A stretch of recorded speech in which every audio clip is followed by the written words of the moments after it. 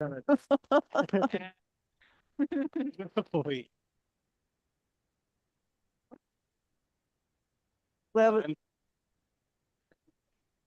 All right, looks like we're going to YouTube. all right, I so see the we are, notification. yeah.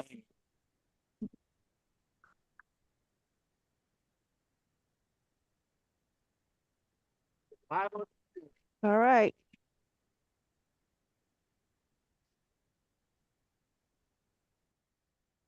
Leanne, when you start letting people in about 1 minute till, remember you can do the having them tell us where drop in the chat window where they're from. Gotcha.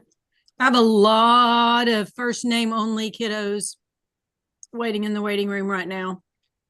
Can you just put one more chat in there and say, hey kids, can you put your first and last names so we know that you're real people?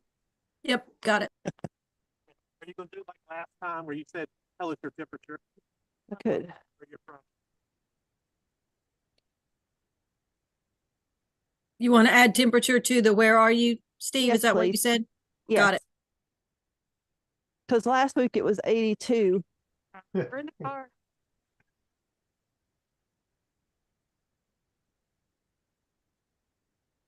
3.5 minutes.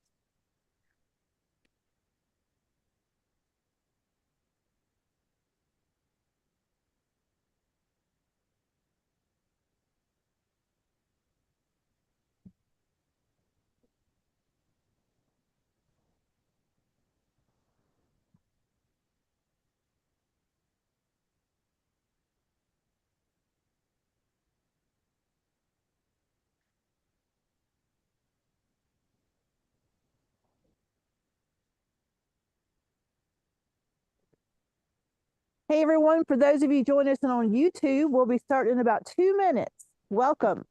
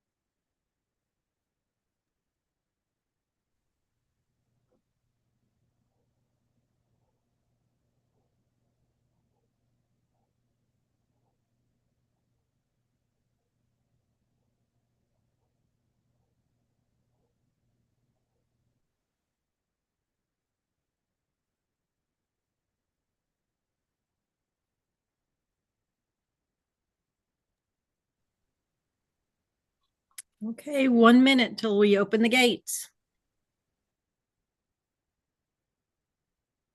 All right.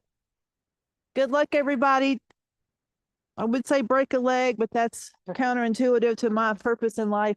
Yeah, Um, don't say that. May God have mercy on our frozen souls out here. The sun is gorgeous. I don't know if you can tell, but it is a beautiful day. All right, Leon, let's let them in. Here they come. Here they come. Hey, everyone, we are so glad you're here today. Make sure your microphones are muted and come on in. Leanne, do you have some instructions for them? Absolutely, everyone. Please drop in the chat where you are from, where you're at today. And if you know it, what temperature are you at outside your door today? What's the temperature where you are?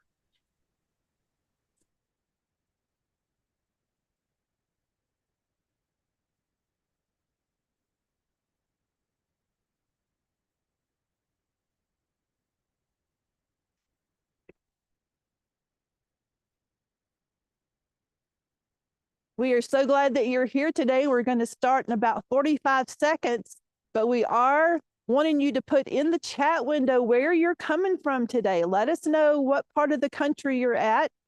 And as you can tell here, it is extremely hot. Not. It is very, very cold. I think we are at negative what? 20. We're at negative 20. Well, we have in the chat, we have Minnesota at -3. Put in the Bay, Ohio is at 30. Who knew Ohio was going to be the warmest spot today? We have Minnesota, -3 there. Grand Rapids, 26 degrees in Michigan. Wyoming, enjoying 2 degrees. What a heat wave. Grayson in Georgia, 45 degrees. We have International Falls joining us today. Grand Rapids again. -20 in Western North Dakota. Wow. Nice. 47 in Atlanta. A balmy 31 degrees in Rochester, New York. My goodness, we have a big range. Lots of Minnesotans on our call today. Well, that makes a lot of sense because we are celebrating the Boreal Stargazing Week here at Voyageurs National Park. So with that being said, let's go ahead and get started. Welcome everyone to Crossing America Season 4. I'm your host, Dr. Drizzle, and we are here at Voyageurs National. Very well. We want to go ahead and let you see where we are. So if you want to get out your journals, you can go ahead and fill in Voyageurs. We're right at the top of Minnesota. You can see that on your map. In fact, we can probably get to Canada pretty quickly from right here. And we are standing on the ice lakes. We want to thank a few people for allowing us to be here today. So let's go ahead and move that slide forward. First of all, the National Park Foundation, which is one of our main collaborators for Crossing America Season 4. But we have also this list of people that are on our screen right now. And we also want to include the LCCMR. And Jesse, that's where we're getting a major part of this funding today. So very excited about them being our one of our major funders for today. We also have tons of people behind the screen that are helping. We have our makeup artist here. We have people, we have someone named Moss who's coming around making sure our hats look good and that our beards are frozen in symmetry. But we're going to get started here. So I want to show you one more slide because we look a little funny right now, but I want you to know who you are seeing. So in just a moment, you're going to meet your Mark, Star-Lord Jesse, and Ranger. So if you're ready, let's go ahead and get started, okay? So welcome again to Voyageurs National Park. Now we're going to get started, but looks like I don't have myself on the screen here. Can we come on the screen for a second?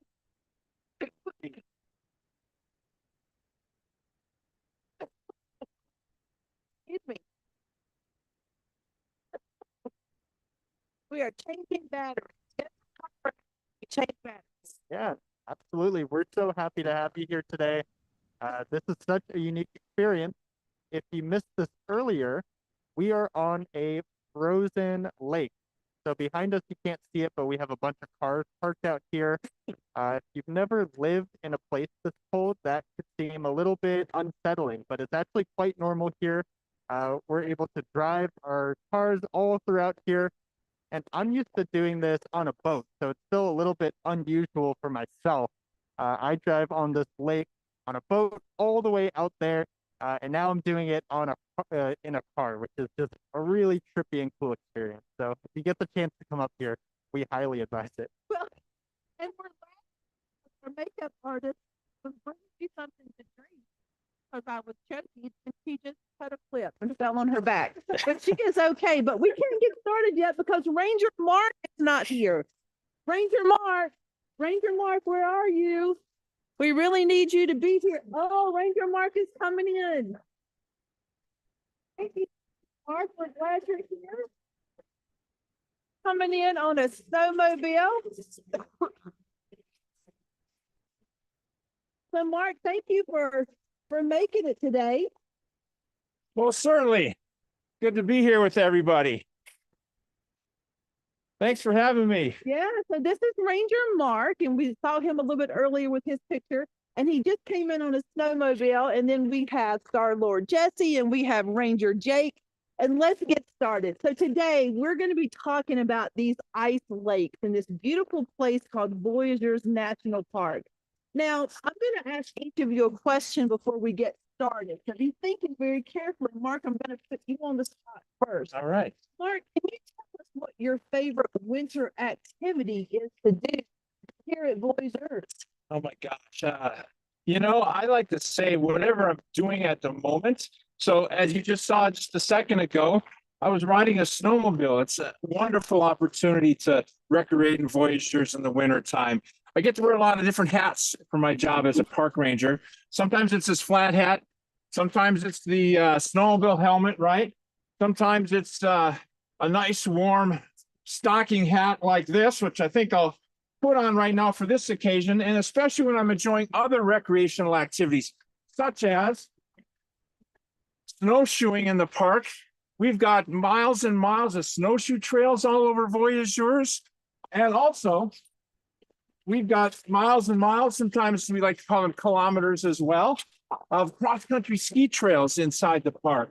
And I thoroughly enjoy all of them, whether you're talking about these silent sports, if you will, of snowshoeing or cross-country skiing, or the 110 miles worth of snowmobile trails that we have throughout Voyageurs National Park. I kind of love them all. It just depends on just the day and what I'm in the mood for and what I have the opportunity to do at any given time. I love that. Well, Jesse, what about you? Yeah, well, as Daisha mentioned, my nickname is Star Lord, and so this is no surprise to nobody, but I love winter stargazing. It's my absolute favorite thing to do. Winter stars and constellations are just some of my absolute favorite. So as long as I'm layered up and I have a hot drink, I'm good to go. Very good. And Jake, we know that you love all things cold. In fact, you have a beard right now filled with frozen little snow sickles, if you will. Yeah. What is your favorite thing to do here? I like to go out on the coldest days and walk through the forest and try to find what animals are living in the park. Okay, Look at but some different tracks and now are you dressed warmer than you normally would? absolutely, yeah. Usually moving a little more than I am right now. So. That's true. And we've been out here for quite a few hours. Well, kids, we're going to be talking a little bit later about a winter recreation idea that you can create, but you've heard several that these native Minnesotans love to do. So let's talk a little bit more about what we're here for today. And it's called the tracks in the snow and the tracks in the sky. So Ranger Mark, tell us a little bit about what you do here at the park and how humans are impacting this snow or this area. Certainly. As humans, we make all kinds of tracks throughout the park. Just this morning when I left my house, it was 31 below zero, and I jumped on the snowmobile and I began to make snowmobile tracks across the frozen Lake Cabotogama and frozen Black Bay of Rainy Lake and through the forest and the woods. And as I'm going along, I'm making my own tracks on the snowmobile, but I'm also noticing, especially in the forest, different tracks of animals, from white-tailed deer to sometimes otter slides where they slide on their belly. I know Ranger Jake's going to talk more about that in a few minutes, but as humans, we make all kinds of tracks with our feet, with the machines that we drive in the wintertime. It's really endless, but often those tracks get wiped away when the next snowstorm comes or the wind picks up and blows snow drifts everywhere. But yeah, it is a land of many, many tracks, to be sure, human-made, as well as, of course, animal made. Well, Jesse told us that we're standing on a frozen lake, but it's safe for us to be out here. Last year, we had Ranger Eric come out and test the ice water before we got on it, and we weren't allowed to be out here because Ranger Eric actually went through the ice. There wasn't enough snow that year, but I want to show you something that I'm wearing that's going to be very comfortable. Let's see if I can find it right now. My hands are all bundled up. Can you hold that up for me? These are called ice picks, and we have these around our necks just in case we were to go through the ice, which is about 3 feet deep.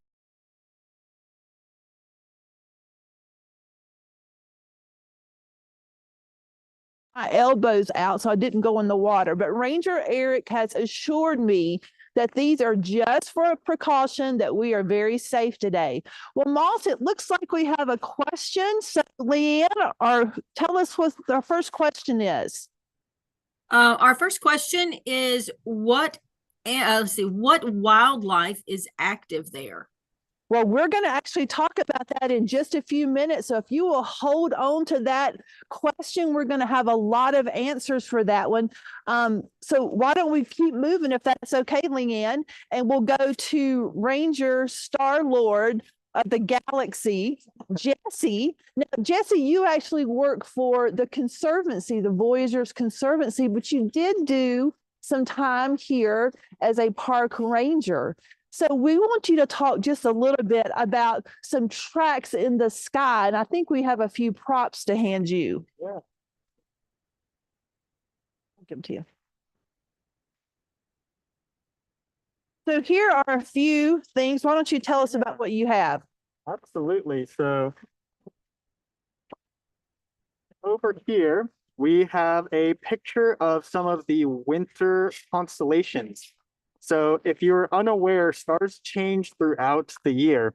That is, sometimes some stars and constellations appear in the summertime, some appear only in the winter time.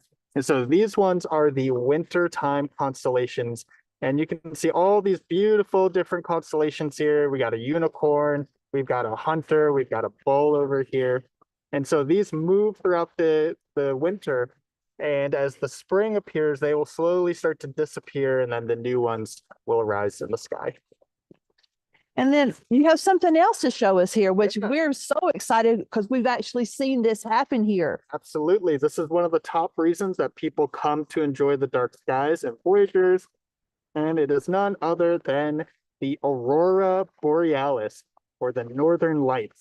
It means the same thing, but they're these colorful, beautiful lights dancing in the sky. Sometimes they're a kind of a whitish color. Sometimes they're a blatant, beautiful green like this. Sometimes you see reds. And winter is really a wonderful time to see them because you have a bigger window of darkness. That is, you have longer nights. And so you have a wider opportunity to see this phenomenon. So can we only see the Northern Lights in Minnesota? No, you can't only see them in Minnesota, though. This is one of the best places in the country to see them because we have some of the darkest skies in the country. In fact, we have the darkest skies anywhere east of the Mississippi over here in northern Minnesota. So that makes you what I think we're calling an international dark sky. Can you tell us a little bit about that? Absolutely. So we are what is called an international dark sky park. And what that means is we are really renowned for our dark skies. So dark skies are important in a number of different ways. It's important for animals, it's important for humans, it's important for the culture and the history tied into the night sky. And it's important just for an environment to be curious and to be filled with awe. Well, Ranger Mark talked about human tracks, and then we look to the sky and we can see stories that are told with star tracks. And then we have kids that are actually interested also in these animal tracks. And Ranger Jake, that's where I'm sorry, I'm just going to have to laugh every time I look at you. I'm wondering if our camera guy can get a really good close up of his beard. Now, he's been out here since around 9 a.m. Central Time, but if you look carefully, it is completely frozen. Like, that is so cool. Now, you told me, though, you wanted to do that because it insulated your face also. So we humans have these adaptations that can happen. You work with animals. I do. What is your job here? So I'm the wildlife technician for Voyagers National Park, and basically I get to go out all across the lakes and through the forest and see what the animals are up to here, make sure that their populations are doing well. And yeah, I just kind of get to exist in their home. So one of the questions that we've already had posed is what types of wildlife would you find here? Now, we were here back in October and we were standing waist deep in the waters. So we talked a lot about the fish that are really under our feet right now, swimming around, hoping that we're not going to drop a line. But what are some of the wildlife that you see, especially some that you may really enjoy? So some of my favorite and some things that Voyagers is known for are the moose, which are giant deer, and wolves, which are a little more fluffy carnivore, that a lot of people know, kind of similar to your house dogs. But no, we have a lot of red fox that run around. We have lynx and snowshoe hares. And those are really unique because they have adapted over time to be able to walk on top of the snow. They have big fluffy paws that keep them up on top of things as they're walking through the forest and whatnot. Well, we did ask if you could bring some of those animals here today, but we know that the wolves, no, excuse me, the deer, no, is it the wolves or the deer that have the brain worms? The moose have these brain worms, so they don't sort of exist right beside each other, but you do have some evidence of them. So can we talk about the wolf first? We can. We absolutely can. So here I have a skull. Can hold it here. So here you can kind of see this is a real wolf skull from some of the wolves that we've researched in the park in the past. You can see they have their long canines that come down for eating meat. They're carnivores, so they will eat berries and whatnot as that season is in high swing in late summer, and they're kind of scrounging for some food. But yeah, it's pretty neat to see these kind of carnivores all throughout the park. We also have a little different sign of them, which could be their scat here. I'm going to hold some scat in my hand. Now tell us what a scat is. Scat is basically when you go to the bathroom, you produce scat. And this is them going to the bathroom. So I don't know if you want to get closer to that. I do, but that one has some hairs in it, so I'm not excited about that one. That's pretty common. That is pretty common. Yeah. What other skulls do you have? So another smaller skull, one we already previously mentioned, is of the Canada lynx. So these are the same things that I was talking about where they have the fluffy paws, they can walk up on top of the snow. But again, they have these long canine teeth in the front and they can really chow through some meat and stuff because they're carnivores, so they can eat meaty animals. And another a little bit smaller than the lynx would be the moose. This is the skull of a female moose that was in the park. All these skulls are real, but they have passed of natural causes. So we like to keep these things for research and to be able to look back on things that we've done in the park. But yeah, I don't know how close you want to get to this I thing. think I want to get a little closer. I might even give him a little kiss. Is that okay? You go for it. Here we go. We'll call him Marvin. Marvin the moose. But now he also makes scat. Correct. It looks different. Looks a little bit different. Looks a little more like some milk duds here. Now, do you dare me, guys? I think I'm going to try it. I'm going to kiss moose scat. Now, here's the disclaimer. Do not do this. I am a trained professional. I have lots of coating on my lips right now, so nothing is going to happen. So can you make it a little bit flatter? You got it. And I'm going to kiss the moose. There you go. Doesn't even smell. I love that. But now it's really neat because you can identify animals without ever seeing them just by their tracks Yep. and their scat. Yep. So on a regular daily basis, what do you do? What, like a day in the life of Ranger, my beard is frozen, Jake? It's highly variable. So sometimes I'm out on the lakes in a boat. I might be looking for loons, or we go and we band baby eagles. They're called eaglets. So we'll climb up into the nest and handle the eaglets, and we might hike into the forest and find some beaver lodges and set some traps and tag beavers so we can see how their populations are doing over time. We'll take some samples from them as well so we can make sure that they're healthy and things like that. During the winter, I'm doing a little bit of track surveying though, so that's where that comes in with the tracks in the snow. Of I'll kind of walk a transect, we call, which is just a section that I've predetermined, and I rewalk and rewalk. And every time I see a track, I label what was there, and I can ID it from a book. And a lot of the times it's either a little fox, and you can see their little paws, and they kind of run around and chase after some grouse. And that's another one, is a ruffed grouse. They'll plunge themselves into the snow. So you just have a flat surface of snow with a hole in it. And if you get too close to it, a little bird, a little woodland chicken will basically just pop up out of the snow and fly away. So that sounds like you're using a lot of math skills too when you're transecting and maybe collecting the data on a grid. When you were in school, did you like math and science? I did not. Tell us about that. When I was younger, I barely passed any math or science or anything that I was in.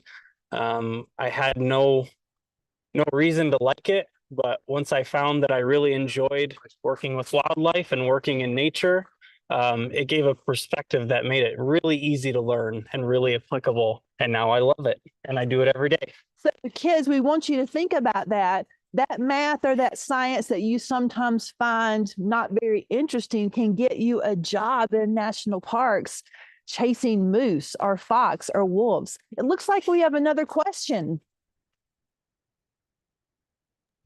We have so many questions. Okay, So let's many do questions. let's do about 3 of them. Okay, well, first of all, they want to know, was there a reason that you kissed the poop? So about 3 years ago, when we started doing our live streams, I was encouraged to do something daring at each of the live streams. So I have eaten things out of a swamp. I have chewed on sawgrass. I have open mouth kissed a lobster. I have thrown things near a volcano. I have stood in the Pacific coast a little bit barefoot. So today, it seems like a good idea at the time to kiss the scat. But, it's just me. That's what Dr. Drizzle does. Next question. All right. So we have questions about the temperatures. What is the coldest it gets there? And let's contrast that with what is the warmest that it would get there in the summer. Ranger Mark, let's throw that one to you. So the question again is, what are the coldest temperatures you've experienced here? And then what are the highest temperatures? Sure. Well, just a few weeks ago, I think it was the 3rd week in January, woke up one morning and it was 42 below Fahrenheit. That's a negative number that is sometimes hard to comprehend. This morning, 31 below. I decided to wait to begin my snowmobile ride to come to work today until it warmed up to a balmy 26 below Fahrenheit. But you contrast some of those low numbers with the summertime. A hot day here in northern Minnesota can be 85, maybe hitting 90 degrees Fahrenheit. It's not the triple digit stuff that you would see in other parts of the country to the south, but what I'm talking about is a 100-degree Fahrenheit swing in temperature between the coldest depths of winter, like we're in now, to the warmest days in July. So about 100-degree swing. It's really like, I don't know, to me, going to a different planet when you transition from one season to another here in the park. And we have to remember again that we are standing on Rainy Lake. Rainy Lake is below us. We are far away from the shore right now. So underneath us, we have these amazing fish that are swimming around doing their thing. And then this is going to thaw out in maybe March. Well, the last 2 springtimes, the final day of ice out happened to be the Friday of the Minnesota fishing opener. So May 12th, May 13th, the last couple of years, So even though the snow is melting and the ice is melting on the lakes throughout the month of April, there's often just some remnants of ice that still persist all the way into the middle of May. So it's quite a long season of snow and ice when you add it all together. So before we take that next question, let me give you a little math problem to do. So I want you to think about the temperature that is right now in your town or city. And then I want you to compare that to our negative 20 degrees below zero. -4 right now. It is I'm taking off my jacket. I mean, this is ridiculous. I am way too covered up. So it looks like we have another question, Leanne. We do. So we have lots of questions about the lake you mentioned. We were told in the chat that it's about 2 to 3 feet of frozen ice right now. So what kind of animals are still under that ice, and how are they surviving without that access to the surface temperature and the air? Yeah, so we talked about some of the fish that are under here right now, and how are they surviving this? Most certainly. Well, there's definitely oxygen under the ice that the fish are able to incorporate into the what they need to do to survive. We have, of course, our keystone species like beaver. They build beaver lodges, and they're able to swim under the ice and up into their beaver house, if you will, and survive the winter that way. They'll store different branches, alder and popple and aspen and things to feed on in the wintertime. And there's many other animals that will go into and under the ice sometimes as well. I can think of another. Ranger Jake, can you think of that one that likes to play a lot maybe and dive into the water in the wintertime? Absolutely. It's a fun one to track in the winter is the otter. So you'll see where they'll run a little bit and they'll slide across the snow and dive into the water. But yeah, like Ranger Mark was saying, the beavers will keep little breathe holes open so they can come in and out of the water all winter long if they need to.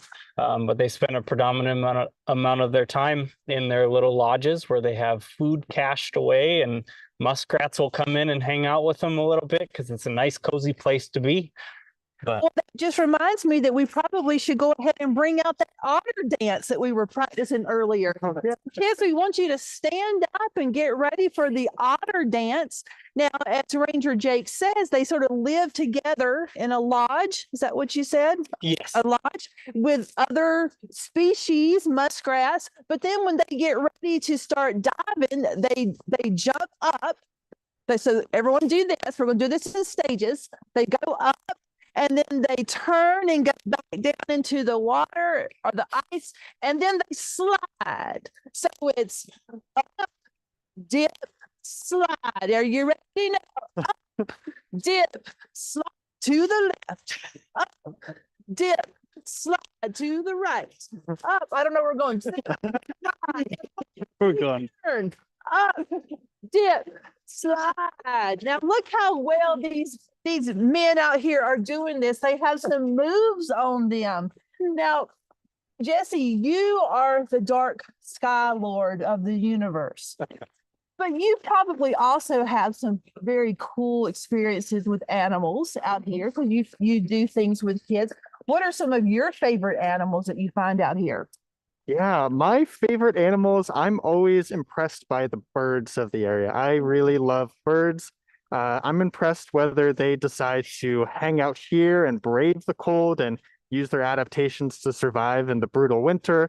I'm also amazed by birds that travel literally thousands of miles migrating down to south to stay warm. So I just love and admire birds so much. I think that really describes you because birds are in the air and you really love stars, but you also like to migrate down to these warmer I do. areas too. So we have the Star Lord that likes to migrate. Now, one of my favorite birds here, of course, is the loon, right? And the loon has a very specific sound. I don't do it exactly the right way, but I'm going to see if I can make my loon sound, and then you see if you can make the real one.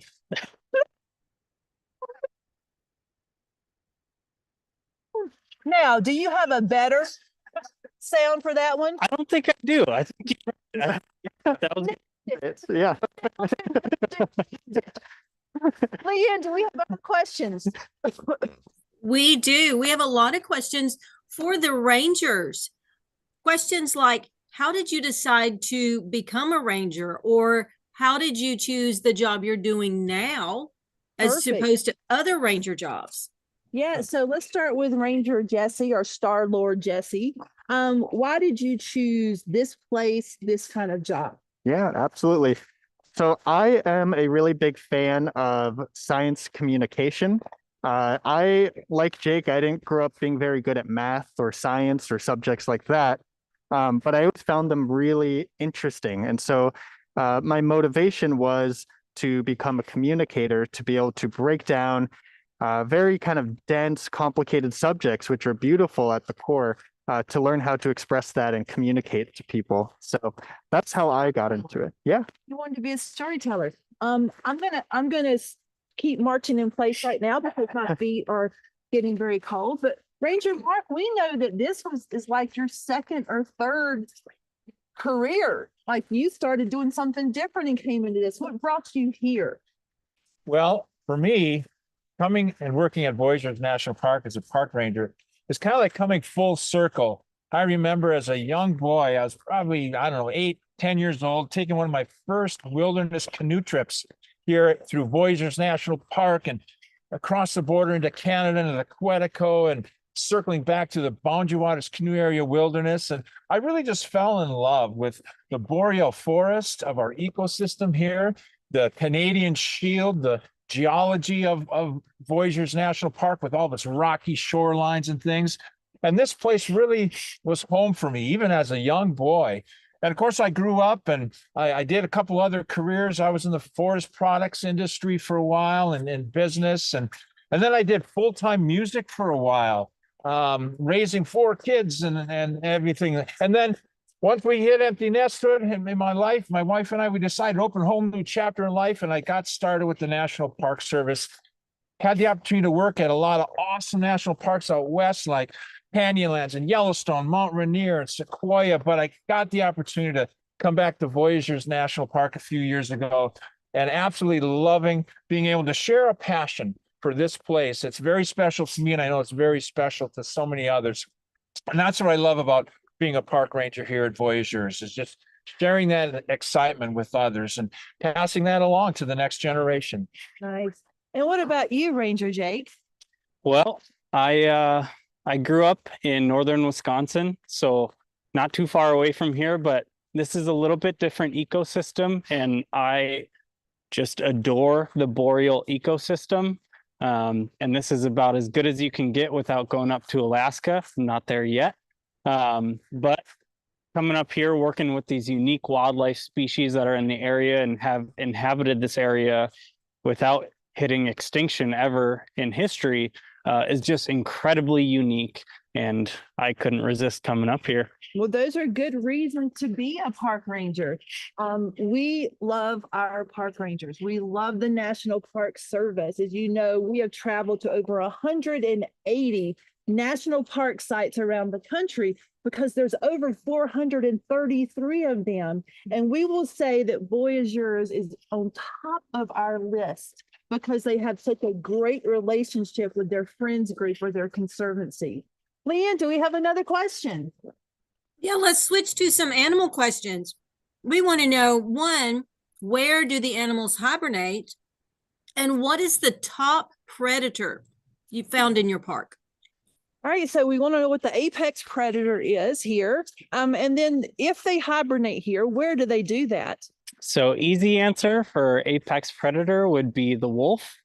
They are untouched. They're kind of similar to a term used earlier, our keystone species. So they have a disproportionate effect on their environment compared to the number of population. So a small number of them can have a larger effect on an area, both good and bad, but it works within the community that they exist.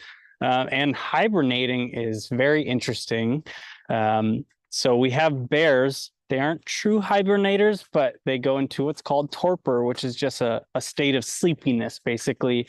And they might lay out in the snow. They might just let themselves get covered in snow and call that a den.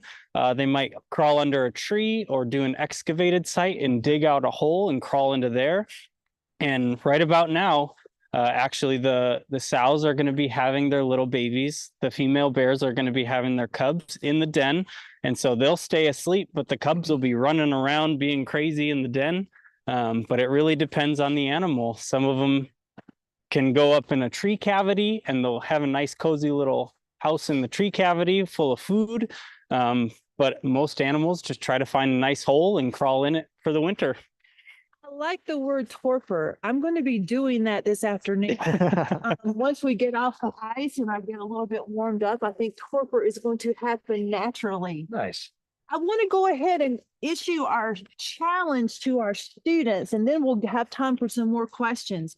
We've heard that these rangers like all types of winter sports or recreation.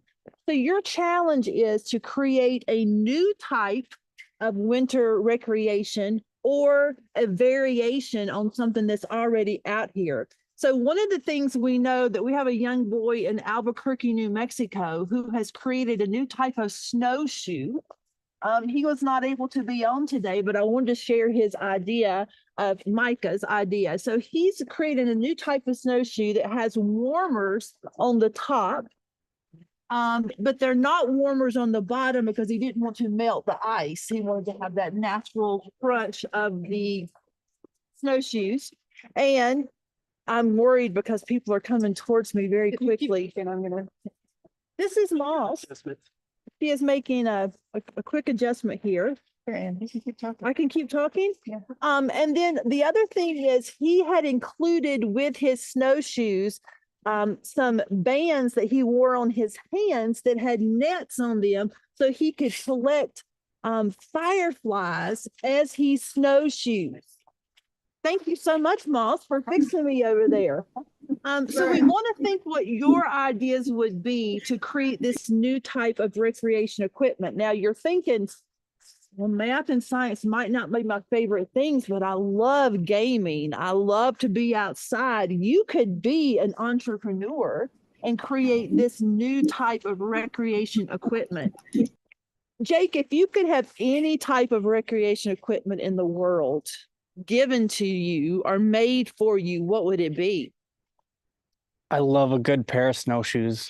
Yeah, so Micah's snowshoe might work with you. I love the idea. And I think if you could even build in some massaging rollers, that would be nice too. So you could go further on long distance. There you go. Very nice. Leanne, more questions? Absolutely. Several questions about the Northern Lights. One, will you just be sticking around to see if they're there tonight? Great question. So we won't be watching them tonight, but we do bring groups of teachers here in the summer for something called STEAM in the Park. And we are on another lake here, Lake Cabotogama, and we lay out on a dock at night and we watch the Northern Lights. In fact, last summer, I was getting out of my tent to go to the outdoor bathroom, and Jesse texts me and says they're out.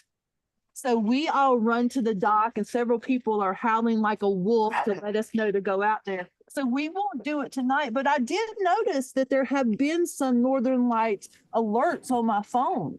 Yeah. So how often do we have them out here? Yeah, so they happen quite often, and there's, like you mentioned, there are apps you can use, and it's essentially a weather forecast, but for Northern Lights. And so it'll tell you when it's a low chance, when it's a medium chance, or when it's a high chance. So if you want to be strategic about it, you go on the high chance nights. And like you said, this week, there are several nights where it's a high chance rating. So. And you're going to be doing some snowshoes and stuff this week where they might possibly could see those starry nights and those Northern Lights, if you will. Starry Absolutely. Nights and Northern Lights. I like it. It'll be a t-shirt. Other questions? Okay, what about animals? We had a question in the chat about, do you have a lot of animals that don't survive the winter? It's a little darker. From starry lights. Let's just be honest out here, okay? I would say there's a lot of animals that don't survive the winter. Wolves do very well in the winter with being able to hunt different prey. But overall, Most species do great. Sometimes it's hard for white-tailed deer to find their food if it gets really snowy. They can't dig down to find the good greens that are still surviving, or some sort of like oak acorns or things like that. But overall, animals do pretty well in the winter. All the little weasels and mice dive into what we call the subnivean, which is just the ecosystem that basically exists underneath the snow. And so that gives them a nice insulative layer where they can kind of stay warm and scrounge around. Just yesterday, I watched a red squirrel sprint right at me and leap and dive down into the snow and come back up with a big mushroom in its mouth and sprint back to its tree. So You said subnivean, so you Yep. really are a real scientist. sometimes, That was a good word. So that's the sort of the ecosystem below our feet. Yep. I love that. Any What more about- questions, Leanne? We had several questions about plants, like what kind of berries do the animals eat there? And then one specifically was about edible versus poisonous plants that are found in the park. Mark, do you know of any poisonous plants that we have in the park? None in particular come to mind. I know there's some that can make animals sick and people sick. Certainly poison ivy, has the word poison right in it. I've had that before as a kid. Now I've learned to recognize those 3 leaves and that little shine that those poison ivy plants give off. And I know enough to stay away from those. And, but there's great plants in the forest. For me, late July, early August is a wonderful time for blueberries. And humans love to pick blueberries. In fact, here in the park, you can pick a gallon a day. You can go foraging for berries. The animals, of course, the black bear, they love those blueberries as well. So we kind of like to share some of the fruits of the forest together between humans and the animal world here in the park as well. So those are some things that come to mind. So you mentioned that you could take those away, but normally in parks, we practice something called leave no trace. Leave only footprints, take only photographs, sort of Yes, thing. indeed. But in some of our parks, it is listed that you can take things. So berries here, blueberries here. Any other thing that you could take from the park? Can you collect mushrooms? you can absolutely collect mushrooms, which is a kind of a perk of our job that we get to work out in this park and kind of see where things are happening. So if we want to come back on our off time and go foraging or something like that and bring friends out and show other visitors the park and the things that the park has to offer and nature has to offer. Yeah, absolutely. Do you have a favorite mushroom? The black chanterelle. The black chanterelle. And they all have different tastes. They do. Yeah. They do. In the summer, when we bring our teachers, we travel around with our forage master. We're going to give her a name too. Malls, and she gives us things like different plants to make teas, because living off the land can make you very healthy, right? There's things that we can eat, put into our bodies that are really good here. But she can also tell us when things aren't good to eat. So we don't eat poison ivy. That's good. Dr. Drizzle will kiss scat, but she will not eat or touch poison ivy. Another question, Leanne. This one's a little fun. I'm interested to hear the answer myself. Talking about the activity of ice plunging. Is that something you do, and why would you do it, and was it good for you? Well, I will answer for myself that there will be no ice today. But we do hear of things in different areas of the country called polar plunges. Do we have any type of polar plunge here at Voyageurs National Park? Well, last week in January, we have a celebration in one of our gateway communities here in the town of International Falls, Minnesota. And it's a festival that lasts about a week long called Icebox Days. The park participates in a variety of ways, like a candlelit snowshoe hike. We don't sponsor a polar plunge per se, but in the town of International Falls, I'd have to do a little more research. There might be such a thing that they sponsor just nearby during that Icebox Days week that could involve a polar plunge. I know some people have been known to do that. Personally, I have not myself, so I'm not an expert in that area.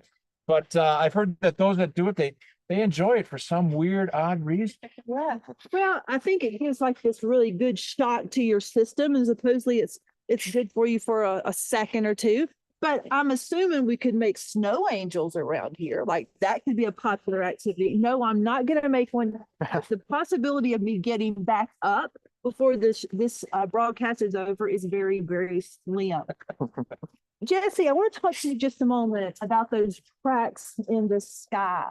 And could you tell us quickly one of your favorite stories that could be told by looking at a dark sky?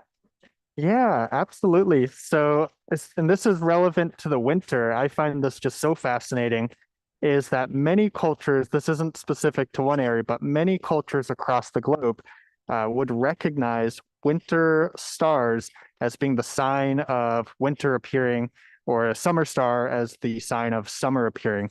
So before we had phones and before we had calendars, people would look up to the stars to help them to know when to plant or when to harvest, when to migrate somewhere warmer.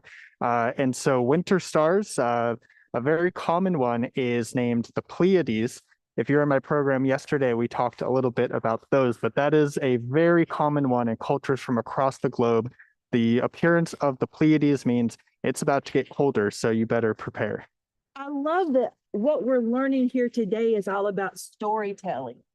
We can look around here and see the people that have left their tracks today.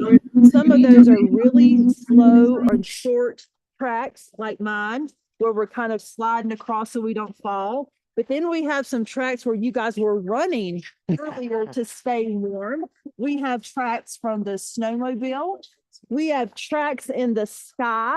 And then we have tracks in the snow. So this all tells a story of this place, which I think is very, very interesting. It makes me want to encourage you kids to think about the stories you could tell in your communities from the sky, the animals, and human impacts. A few more questions. Now, we actually have some for you, Dr. Drizzle. Specifically, how many live streams have you done?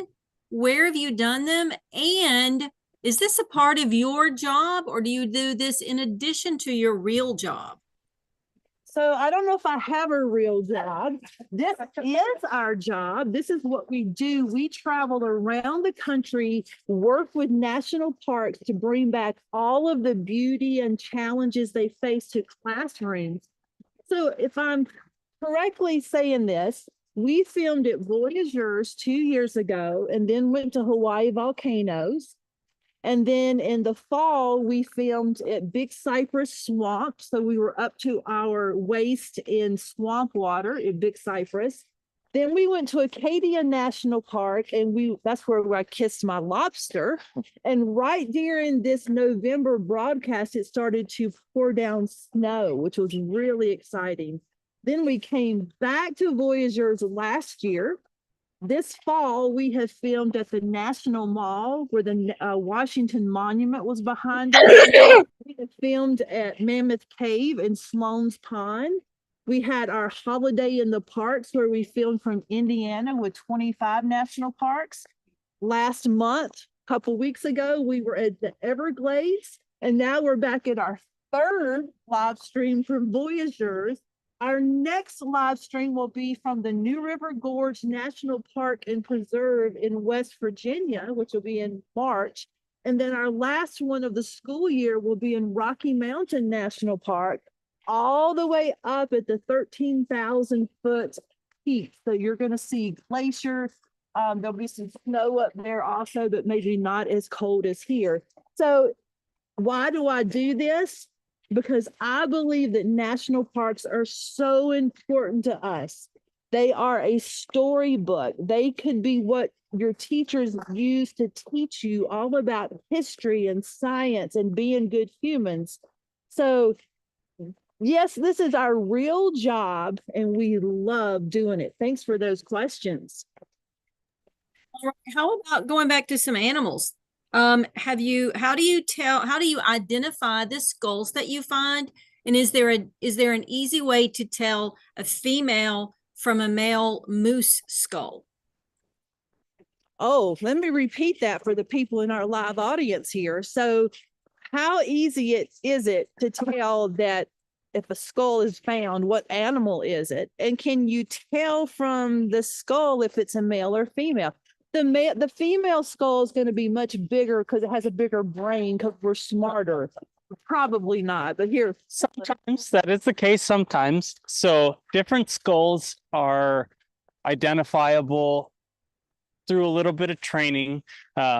Anybody who has a degree in wildlife or some sort of wildlife biology usually has to go through some sort of course called mammalogy, where you learn to identify different family groups of skulls to get comfortable with it. Otherwise, there's books and things like that. As for the moose, the male moose is going to have a similar size skull to what we showed you earlier, except it's going to have giant horns hanging off the sides of it that can go out to 50 inches, 100 inches wide.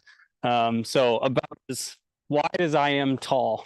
So you know this in your head, but I'm sure there's also books and things that you study, right? Right. Because once you become a park ranger, you still are learning. Every Still day. go to trainings. You were just recently in the Everglades. Yep. Doing some learning and training down there. So how important is it for you to continue your learning? It is everything. If you stop learning, you kind of lose the spice for life and enjoying what you're doing. There's always something new that you can add to your kind of what you find fascinating about your career and even just your off time in your normal life. So it's important to just keep learning, finding something new that you can add. And I mean, every year I try to learn new plants. So when I'm walking through a forest, or learn a new bird song. So when I'm walking, I can hear it or I can see a plant, and then I can kind of give it some sort of relation to myself and another memory for later on down the road. I love it. Having those core memories to look back on. Well, Leanne, we are coming to sort of the end of our broadcast. Do we have a few more questions to end with? How about have the rangers, for the rangers, have you ever witnessed a wolf and a bear fighting?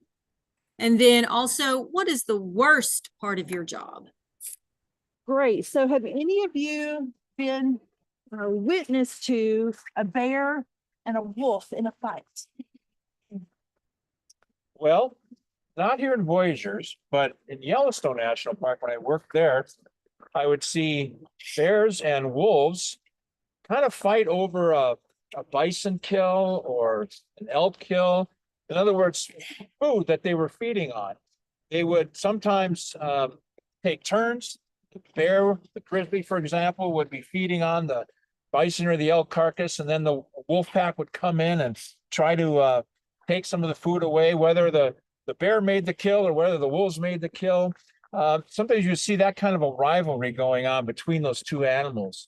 I have seen bear getting up on their hind legs and putting their front paws together and just kind of doing a dance together in the canoe country just to the east of us in the Boundary Waters wilderness. When I was a little boy, they were trying to get to our food pack. And they were all frustrated, and they were doing this dance together. We were looking out the window of our tent, and we were watching this. But thankfully, we had put our food pack safely high enough into a tree so that those two black bear were not going to get to our human food that night. So I've witnessed some pretty amazing things with animals as it relates to how they try to share food, and sometimes they get into arguments and fights about that sort of thing. Well, I like the way you demonstrated that. That was A little dance? The bear dance to that. That was a pretty good dance that we could have added. So before we leave here today and go into our tour, our nap, what are some challenges you face here as a ranger? Anybody have one you can share? I would say one challenge, not necessarily a challenge, but one thing to keep in mind for us is it is such a spread out area that if you don't go out properly prepared, especially during these winter months, that can be dangerous.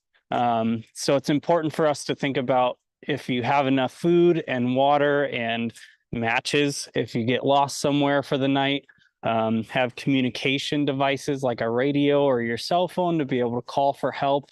But otherwise, that's about it from my. Because if they don't prepare, then that puts you guys in the situation of having to go out and save people. And you would do that, Absolutely. but just making it, everyone needs to be safe. Right. Any challenges for you? Did your telescope ever freeze?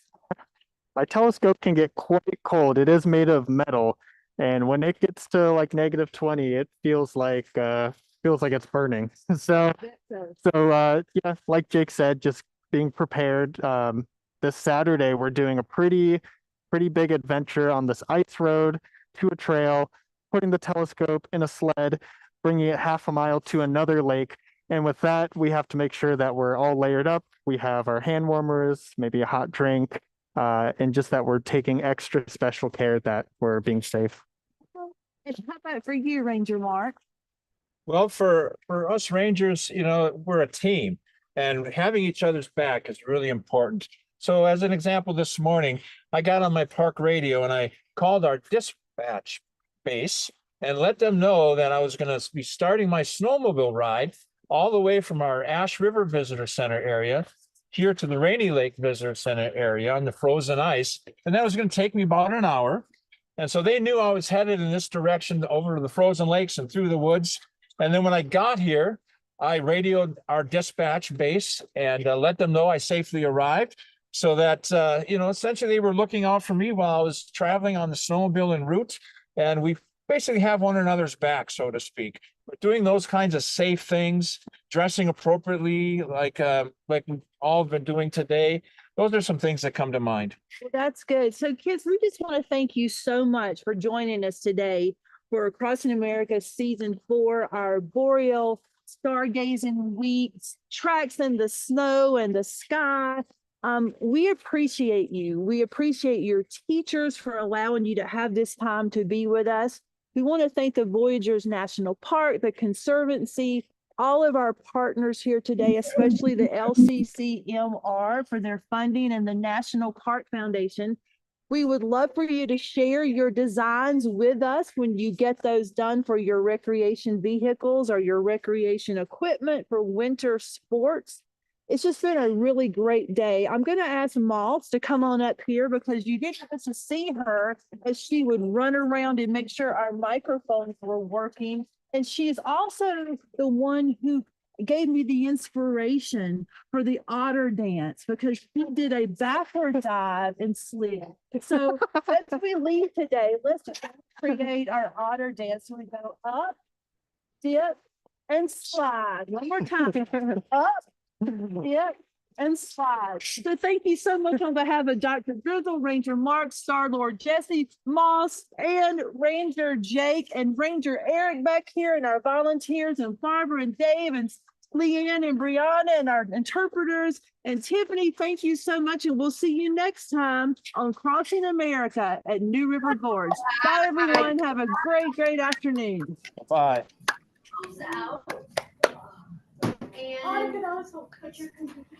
Someone's mic.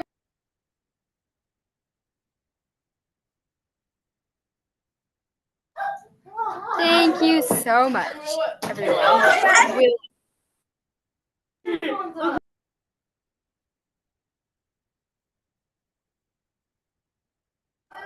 Thank you for this very informational time. I love you guys. Thank you.